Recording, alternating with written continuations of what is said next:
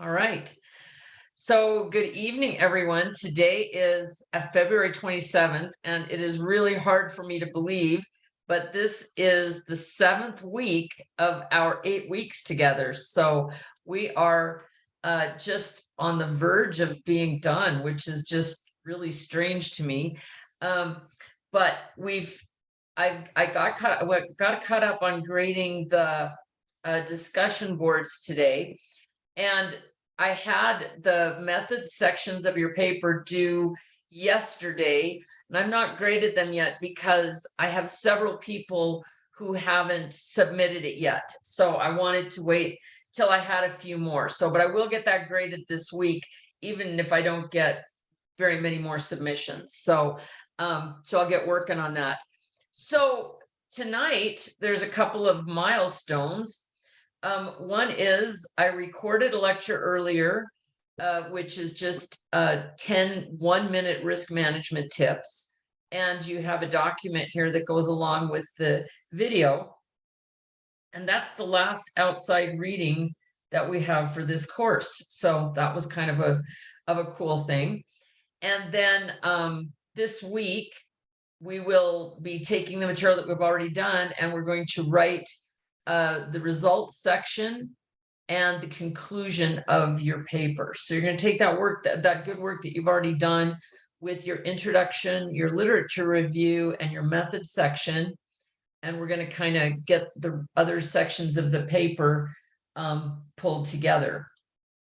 So just a few minutes ago, I opened up week 8, which will be next week. We'll have a lecture next week, but no new material, no reading assignments aside from just getting the rest of it done. And the only writing assignment will be writing the abstract for the final paper. So we'll just have this little bit of information within the discussion board and then that abstract. So next week, we're going to just be wrapping everything up. And so I've put together the parts of the paper that you will be submitting as your final project in this class. And you can see that everything's building on everything else. You've already got the introduction, the literature review, and the references will come out of the annotated bibliography that you've done. You've done the methods section. Now you'll just talk about what the results look like and the conclusions. And then when you get all of this put together, you write an abstract. So I've got examples of everything up here for you. And we'll talk a little bit about what each one of those sections is. And then I would like to take questions from you about anything that you have concerns about. But in the results section, oh, and I remember Shelby had to point this out. It doesn't come up automatically. So I'm going to, hang on just a second. I'm going to get this so that it will share that document. Okay. All right. So I'm going to display these results. Here we go.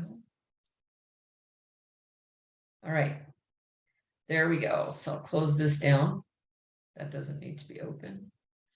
All right. So basically, you'll see that the results section is pretty short on a paper like this. This results section is from a paper that I wrote recently that will be published, I think, later this month in the American Society of Engineering Educators Computers and Education Journal. But basically, what you can see is you just sort of take the method that you used, you restate the purpose of your paper, you take whatever method you used, and then you just say what you did, what came out of that, what actually came out of you applying that to your paper. Now, yours may be longer, but it's really specific. It won't be very long. I wouldn't expect it to be more than 1 or 2 pages. You don't really talk about what your results mean. You just talk about what they are. When you talk about what they mean, that's in the conclusion. And the conclusion is sort of a chance for you to be a little bit more philosophical about what you did. So once again, this is a conclusion from the same paper that I was just telling you about. And what I was talking about here, the paper I'd done involved a lot of archival research. And so I talked a little bit about why I chose to look at this problem through a lens of archival research. And then I just restated what I had done, and I got just a page and a half of material here out of all of that stuff that I had written. So once again, those are the sort of ideas that I would like to bring forward to you when you're writing the paper. So the results are just like, I looked at it this way, and these are the things I found. So like in methods, you're going, I'm going to look at my problem in this through this lens. And then in the results, you say, I looked at my problems through this lens, and these are the things I found. The conclusion is that chance to assign meaning to the things that you found. And conclusion is really a place where you can also talk about the things that are important to you in the paper. It's not as dry as the methods and the results section. So that's what we have. And after you get done with that, just pull that paper together. And I don't mean to say just like it's going to be easy. I don't imply that. But then you'll read through your paper again. And next week, you'll write this little, if I can find my paper here, you'll write an abstract. And the abstract is always quite short. And the abstract is less than 250 words. And it just summarizes a little bit about what your paper was about. So you sort of restate what you said. There's no new information in the abstract, and it's just a very short summary of the rest of the paper. Now, something that has changed with the abstract, some of the things that are the same and some of the things that are changed. The things that have changed from APA 6 to APA 7, the abstract is now double spaced. It used to only be single spaced. The things that are the same, you write the word abstract at the top, and you do not, you bold it and you center it. Then when you start the first line of your abstract, you do not put an indentation here. It's just flush with the left margin, and you write the abstract as a single paragraph.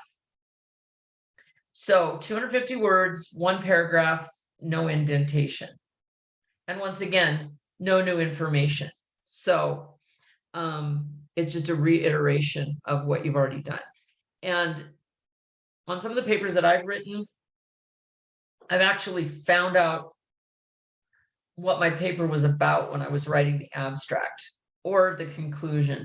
Those two pieces are sort of where I finally get what it is that I want to deliver. Not what I want to say. I mean, the words are all there, but the meaning of the paper comes through in the conclusion and the abstract. So that's it for the entire class, not just this week, but for this week and next week. Then the other thing I wanted to say before I forget is if you look at our Moodle page on the due dates, I've stated that the final paper is due by Sunday, March 12th. That's the Sunday right before we start spring break. I have zero problem with you working on this over spring break if you want to, but I'm not going to put it there because I don't want to make it look like I think I've got all of spring break. You know, we've organized this and the paper's coming out in such a way that you should have that week off. But if you need the week, I actually have to get my grades in. You have to give me a minute to do the dates. Sunday, the March 19th is the last day of spring break, and I have to have my grades in the following Wednesday at 8 a.m. So you actually have until Tuesday, March 21st at 5 p.m. if you need that much time to turn your paper in. But once again, I'm saying it in the video to you guys, and it will be recorded, but I don't want to put it on the Moodle page because I don't want to make it look like you have to do that, but you do have that extra time. So tell me what you like to know. What questions do you have for me? If our methods section wasn't what we need, will you get that back to us in time to have it corrected? Yes. I think it threw us all for a loop. None of us are science people. I had to reach out to my sister who's got her bachelor's and master's in science and say, how do I do this? Was I she got helpful? there. Was she helpful? She's the one who helped me find that link that I gave to Kristen. That was fantastic. So yeah, she had some good advice for doing things that weren't based in actually conducting an experience, but doing, she called it a systemic review methods paper. Yes. And then once I started looking up systemic review, things got good. So I love that. I had to use my resources, but still felt shaky. So I want to make sure I can adjust that as needed before the final. Absolutely. I read through, one of your classmates sent me their method section and expressed that they were not really comfortable with it and they didn't know if it was correct. And it was really beautifully written. So I have high hopes for you guys because everything that you've turned in is super. But the thing about the literature review that's kind of interesting, when you write in anything but the hardest of the hard sciences, there's sort of this thing that used to happen when people would do literature reviews. And I always thought of it as circling the wagons. You know, you would get everything that had ever been written about your particular topic and you would read it all and digest it all. Now, obviously, that is way beyond the scope of a class in a bachelor's program anyway. But the other thing is there's so much published now, it's just not possible to do that, you know? So it's like what you're talking about is that systemic review and just looking for this one thread and then examining that thread is a really great way to do it. So yeah, the whole thing, like I was talking with a friend of mine who had done a PhD in the humanities, and she was saying that she was quite confident that she had read every piece of literature that was written about the particular subject that she had done. And I'm just like, I mean, and when I did my master's thesis way back in the 1980s, and I did it on this really specific effect of how, if you take a polymer suspension and you spin it, what the molecules do in 4 different ways. I'm quite certain that if anybody cared, there's not very much written on that either. So I'm pretty sure I read everything about that. But when you're talking about these big topics, you know, women going back to school, it's like, it's a beautiful topic, but it would require a lifetime to read a fraction of what's available, you know? So that's outside of the expectations. So what I'll do is I'll take your literature search as the basis for your methods. And as long as the two work together, then we're good. So that's what I'm looking for. Yeah, good questions. What else do you guys want to know? I too also struggled with the methods section and trying to get it all come together. So I really would like to know if it's even close, but I had found a really good resource I wanted to use and then lost it when I was doing my bibliography, but then I found it. So I actually used that resource in my methods section, but it's not in my bibliography. Is that an issue? No, what you'll do is when you do your literature review for the paper, you'll just want to add like just even a sentence about it. You know what I mean? Like just the piece, and then of course put it in your reference section at the end. So, but no, that's great. That's actually really exciting that happened. I mean, and it's not exciting that you lost it, but it's exciting that you found it again. So yeah. If we had more time, there are programs. There's a program called Mendeley, for example, that will help you if you're doing a huge research project. It will help you keep, like you can store like the citation or a citation with an abstract or citation with like an annotated bibliography of all of your sources. And when you're doing something like that, sometimes it can be really helpful. So just another thing to keep in mind for the future. But this paper, I mean, you guys have, I've loved reading what you've written so far, all of you. I mean, it's just been spectacular, and just sort of seeing what everybody's doing and what the wealth of knowledge that you guys bring in from what you're doing is really fun for me to see. But yeah, it's, we're constrained. We have a 3-credit course. We have 8 weeks and we have lives. So, it's like, I think all things considered, everything is really great. But I will definitely give you guidance, and I will definitely, if you've turned in your methods section, I will read it no later than Wednesday of this week. So, and I'll get back to, I don't just mean read it for myself. I mean, I'll read it and get back to you by Wednesday of this week. So I'm more consistent if I read everything all at once, but I know that's unrealistic for me. So, but I was trying to give somebody, like a couple days, a scotch of more time so that I can get more stuff. And then there will be some people who just don't have that opportunity, and I'll have to do that later. So, but yes, if you've turned it in, I'll read it by Wednesday and get it back to you. Okay. All right. Are you guys surprised at this process? I mean, is it surprised? She laughs. I think it's an adventure. I am definitely one of those with my history and speech and debate. With the types of speeches I gave, I was essentially doing 5-paragraph essays like 6 times a weekend, every weekend. So when I hear report, I'm like, awesome, not a big deal. And having to do a new style of report was like, whoa, wait, no, I thought I knew how to do these. And so that right. Really took me, and I think it's gotten some of my classmates too, where we've gotten so used to writing the same style of report that having something new is, I think, a really valuable. I was subbing today and in a science classroom, and I was like, oh, he should be teaching them, because they were designing an experiment. And I was like, oh, he should have them write this up as a methods paper so they know how to do this when they get to college. So I'm going to mention it to him and see if he wants to do that, because I was having those thoughts in the high school physical science class today, because I was like, I have never been exposed to this in all of my time at college ever. So I was shocked to get something new. I thought I had it figured out. You got me. Had it down, but yeah. No, I think that's fantastic. I love that. I love to hear it. So, well, I appreciate your good humor. I'm sure that not every moment you've had good humor directed toward the project, but I appreciate the overarching goodwill. And I really have,